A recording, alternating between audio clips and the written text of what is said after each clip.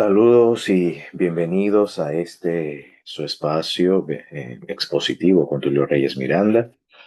Bien, en esta ocasión, haciendo entrega de la última lección en nuestro estudio de la epístola a los Colosenses, la lección número 13, que lleva por título Permanecer en toda la voluntad de Dios.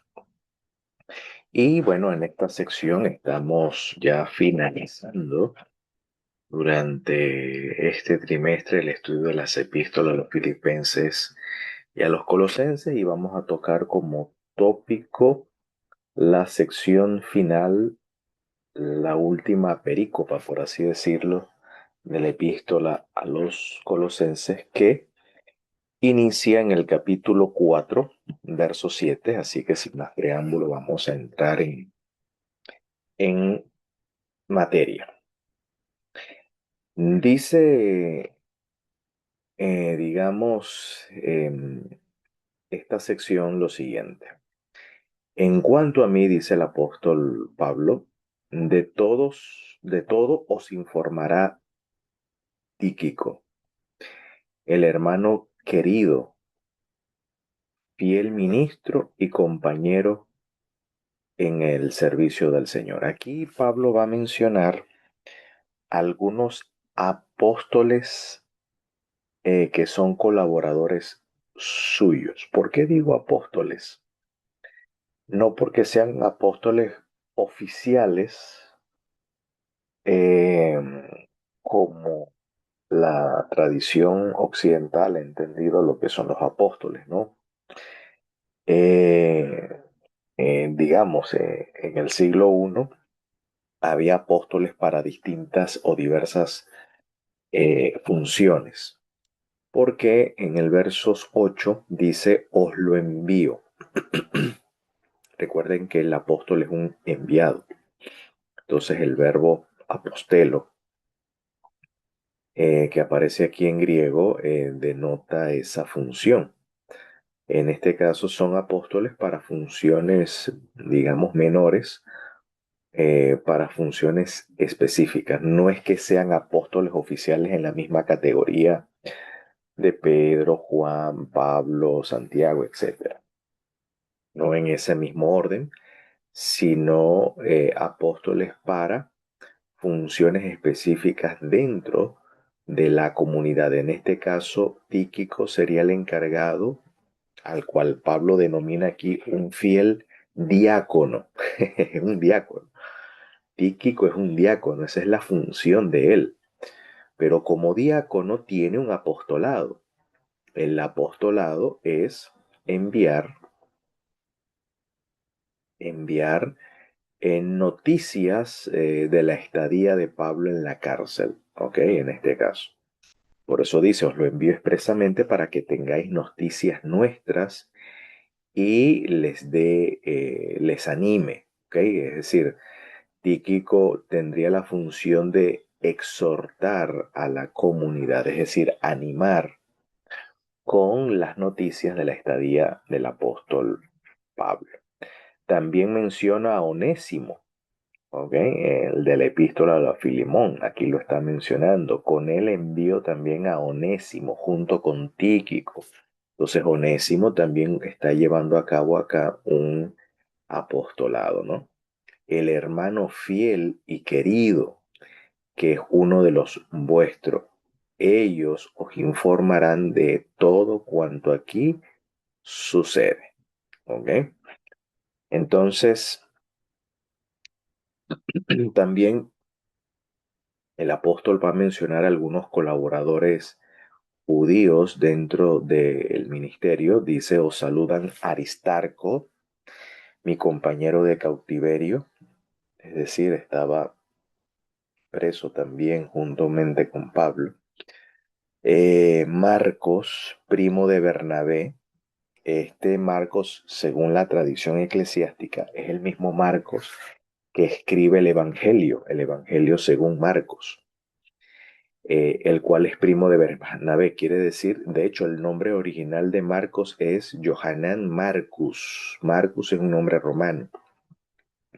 Marcus, y su nombre en realidad es Johanan, ojo, que se traduce al castellano como, no que se traduce, se translitera, quiero decir, como Juan, pero en hebreo es Johanan, primo de Bernabé, acerca del cual recibiste ya instrucciones. Parece ser que la comunidad de Colosa ha recibido instrucciones de Marcus o Johanan Marcus. Y si vais a visitaros, dale buena acogida. Si va a visitaros, dale buena acogida. Es decir, la comunidad de Colosa brindaba pues hospitalidad a estos diáconos, a estos siervos. Eh, y también dice acá, os saluda también Jesús o Josué, al que llaman justo o Sadik. Son los únicos creyentes judíos, los únicos fieles judíos que colaboran conmigo por el Malhut Elohim, por el reino de Dios o por el reinado de Dios, y que me han servido de consuelo. ¿Ok? Me han servido de consuelo. Entonces, aquí, eh, con estos pasajes, se desecha la idea o pulveriza la idea de que los únicos que han recibido, que el pueblo judío no recibió el Mesías, cuando dice a los suyos vino y los suyos no le recibieron, pero aquí hay un grupo de judíos militantes en el Evangelio, creyentes, fieles en el Evangelio, fieles al Mesías y fieles en el Evangelio, y que incluso son colaboradores en el reino de Dios con el apóstol Pablo, de la cual uno de ellos incluso sufre cautiverio. Así que ese antisemitismo o esa idea de que el pueblo judío ha sido reemplazado porque el pueblo judío desechó el Evangelio, no justifica ese argumento porque aquí vemos fieles judíos que acogieron pues la buena noticia respecto al Mesías. Entonces, como en todos los países del mundo, en todos los países hay colombianos, argentinos, peruanos, hay panameños, mexicanos, hay alemanes, hay españoles, que hay franceses que han recibido el Evangelio y que otros no. Ok, en todas las naciones del mundo, incluyendo Israel, hay algunos que han acogido el Evangelio y otros no lo han acogido. Entonces, no por eso vamos a decir que los argentinos, por un grupo de argentinos que no han recibido el Evangelio, Argentina no ha creído en el Evangelio. ¿Ok? O ciertos grupos de Nigeria, Cabo Verde, o de Angola, por no creer en el Mesías, pues Angola ha, ha- no ha acogido el Evangelio o ha desechado el Evangelio o han sido desechados por Dios. Entonces no cabe este tipo de argumento acá. Entonces vemos aquí un grupo de judíos fieles, militantes en el mensaje y que son colaboradores activos en el ministerio juntamente con el apóstol Pablo. Pero también tenemos aquí una presencia de colaboradores no judíos, como por ejemplo Epafras, o saluda Epafras, uno de los vuestros. Es decir, Epafras es el diácono que llevó el mensaje del Evangelio a Colosas. Él es vamos a decirlo así, el padre espiritual de Colosas, es el pionero de abrir obra en Colosas, es el que funda, en este caso, la comunidad de Colosas. Y lo llama Pablo un dulos del Mesías, es decir, un esclavo del Mesías Yeshua, que él lucha siempre a favor vuestro en sus oraciones. Y note las oraciones de Epafras. Esto es el tema de esta lección. Dice, para que seáis constantes y perfectos cumplidores de toda la voluntad divina o toda la voluntad de Dios. Es decir, Epafras es un esclavo del Mesías cuya lucha él se ha, él, él está en una cruzada. Epafras se ha encargado, se ha dedicado a una cruzada a favor de la comunidad de Colosas, donde este ministro, este diácono, este servidor, este colaborador, ora para que la comunidad de Colosas, es decir, él intercede para que la comunidad de Colosas sean constantes, es decir, perseverantes, sean consistentes y sean perfectos hacedores de la voluntad de Dios. Vaya forma de interceder de este ministro. Y dice el apóstol Pablo, yo soy testigo de lo mucho que se afana por ustedes, por los de la Odisea y por los de Hierápolis, es decir, eran comunidades que estaban a cargo de Epafras. Y también dice acá, os saluda Lucas, el médico querido, y demás. Así que todos estos personajes eran, eran de la comunidad griega, o sea, la comunidad de habla griega, eran griegos por etnia, pero iguales eran activos, eran miembros activos de la comunidad, servían a la comunidad, prestaban un servicio, un ministerio, todos activos en la comunidad. Lucas con sus habilidades en la medicina, y Epafras pues en su diligencia, como dice acá, en su afán, era diligente en el servicio de la comunidad e incluso en su intercesión por la comunidad de Colosas para que fuesen consistentes, fuesen perseverantes y perfectos, dice acá, hacedores de toda la voluntad de Dios. Entonces es un ejemplo de ministerio, el cual imitar en el día, en la actualidad. Y finalmente lo que más me llama la atención de esta sección es que uno imagina que en el siglo I las comunidades eran comunidades como en la actualidad, que tenían sus respectivos templos o lugares de culto.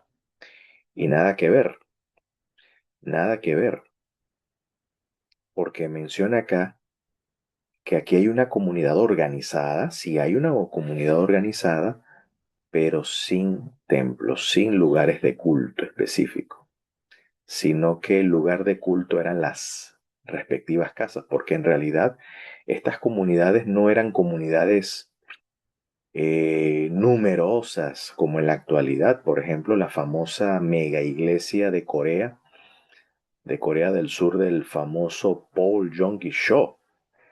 No sé en la actualidad cuántos números de miembros tendrá, pero recuerdo por allí en los años, leí un libro sobre discipulados que mencionaba a, a Paul, un libro respecto a las pequeñas congregaciones o lo que se llama hoy en día como células, que son en realidad pequeñas congregaciones.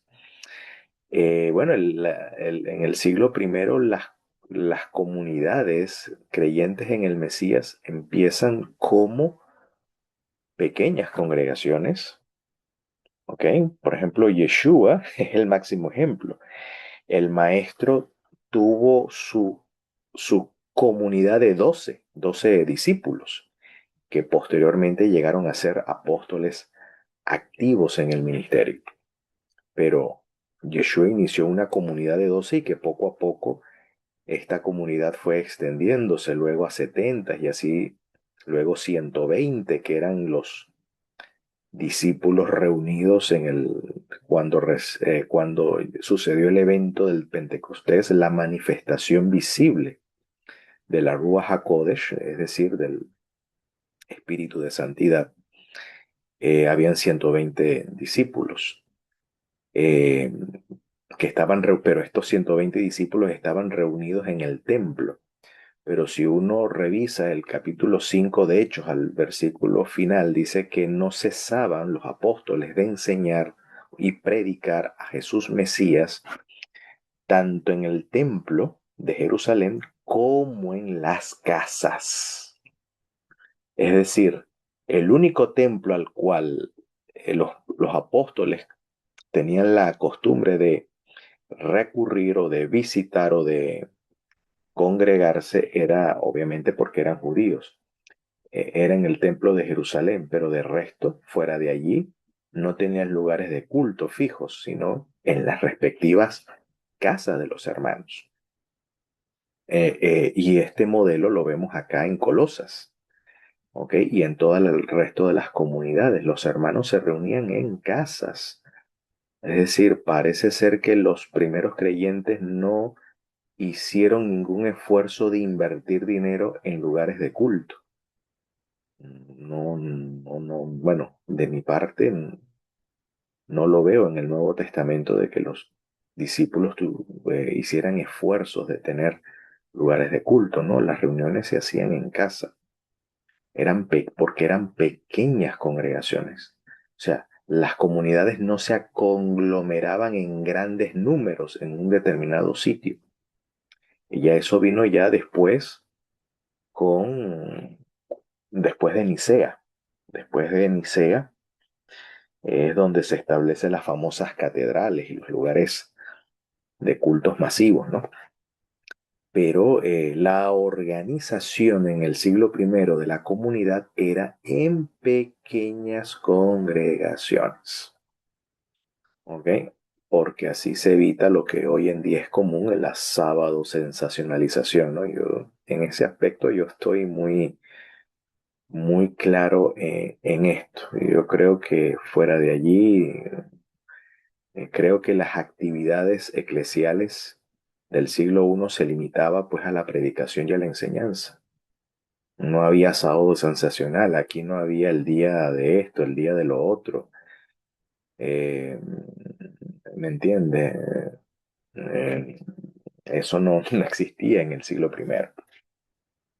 Entonces la sábado sensacionalización no estaba presente, sino que eran comunidades activas en el servicio. Sí, cada quien estaba enfocado en un ministerio, en un servicio que beneficia a la comunidad y obviamente beneficia a los de fuera, donde la principal actividad era la predicación y la enseñanza, no conmemorar y celebrar el día de este, el día de lo otro. Nada que ver. Entonces dice acá, saluden a los hermanos de la Odisea, a Ninfa y a la comunidad que se reúne en su casa, en la casa de Ninfa. ¿Ok? Es decir, está hablando de la comunidad de la Odisea, perdón, porque dice, saluden a los hermanos de la Odisea, a Ninfa y a la comunidad que se reúne en su casa. Es decir, los laodicenses se reunían en casa. ¿Ok? Y para aquellos que consideran en el Apocalipsis la Odisea la última congregación, razón tiene decir el Señor, eh, que esta es una iglesia que se cree rica y se ha enorgullecido por sus instituciones, bueno, por sus templos, por sus lugares de culto, cuando la verdadera iglesia de la Odisea era una iglesia de pequeñas, organizadas en pequeñas congregaciones donde el diácono fungía como líder de esa comunidad y que a su vez ese diácono estaba supervisado por un presbítero, por un anciano, ¿ok? O por un obispo, que era el supervisor de todas esas comunidades. Entonces, una vez que hayáis leído esta carta en la Odisea, en la iglesia de la casa de Ninfa, Entonces dice, procuren que sea leída también en la iglesia de la Odisea. Y vosotros leed la de la Odisea. Es decir, que aquí el apóstol envía otra epístola, aparte de Colosas, es decir, que la epístola llamada a los colosenses debía leerse tanto en Colosas como en la Odisea. Pero también Pablo envía una epístola directamente a los de la Odisea. Lamentablemente esta epístola no la tenemos hoy, ¿ok? No la, no la tenemos o alguien, bueno, aquí estoy metiendo teoría de conspiración, ¿no? O alguien secuestró esa información. Hubiese sido interesante qué información suministra ahí el apóstol Pablo para los de la Odisea, pero bueno, no tenemos en existencia hasta el día de hoy esta, bueno, no la tenemos en existencia que se sepa, ¿no? Al respecto. Entonces dice luego, decid a Arquipo, toma en serio el ministerio. La palabra ministerio aquí es diaconía, que recibiste de anunciar al Señor. Noten, ese es el ministerio. El ministerio, vuelvo y reitero, estaba centrado en la predicación y en la enseñanza. Esa era la diaconía, ese era el servicio. El diaconado es eso. Predicar era el querigma, era la predicación, la proclamación y la enseñanza. ¿Ok? Y procura cumplirlo, es decir, procura llevarlo a cabo. Ese es el ministerio, ese es el diaconado, en la cual participa todos los miembros de la comunidad. ¿Ok? Aquí no tenemos comunidades numerosas, dicho sea de paso. ¿Ok? Aquí las comunidades son pequeñas que una casa de un hermano da para ello. ¿Ok? Pero el ministerio está enfocado en la predicación y la enseñanza. Esa era la actividad principal. Eh, eh, y aquí no había pues sábado sensacional, aquí no había el día de la mujer, el día del niño, el día del padre, el día del pastor, el día de todo, ¿no? No es que me oponga a eso, no es que me malentiendan, yo respeto, soy muy respetuoso de todas esas cosas, pero no es el modelo bíblico de lo que es una iglesia, ¿ok? El modelo bíblico de una iglesia en el siglo I no tiene, tiene un lugar de culto y el lugar de culto es las casas. No hubo esfuerzos en el siglo I por tener templos, por tener un lugar de culto propio. Los esfuerzos no estaban centrados allí, sino en la predicación, en la enseñanza y en la asistencia de los hermanos que estaban en una desventaja socioeconómica. ¿Ok? Vean la lista por allá que Pablo menciona de las mujeres viudas, por ejemplo, en Timoteo. ¿Ok? Allá en Corintio, en Segunda de Corintios, para los hermanos pobres de Judea, por ejemplo, los hermanos que estaban pasando una situación difícil en la economía, el esfuerzo de los hermanos estaban en brindar asistencia. Se reunían ofrendas, era para eso, para apoyar económicamente a los que estaban en mayor desventajas, y entre ellos las viudas, los huérfanos, etc. Entonces, si uno quiere seguir el rigor bíblico de lo que es una iglesia, basta leer el Nuevo Testamento y percatarse de ello, que no se asemeja mucho a a la iglesia actual. En lo único que yo estoy de acuerdo en las actividades de la iglesia actual es las pequeñas congregaciones, porque eso es lo bíblico, ese es el modelo bíblico. Dice, el saludo va de mi mano, dice Pablo. Acuérdense de mis cadenas, es decir, que esta sección lo escribe Pablo, estos saludos, cuando dice saluden a los hermanos de la Odisea, a Ninfa, a la iglesia que se reúne en su casa, etcétera. No lo escribe el posible amanuense o escriba de Pablo, sino de su propia mano. Entonces, acuérdense de mis cadenas y la gracia sea con todos ustedes. Y hasta aquí las palabras del apóstol Pablo.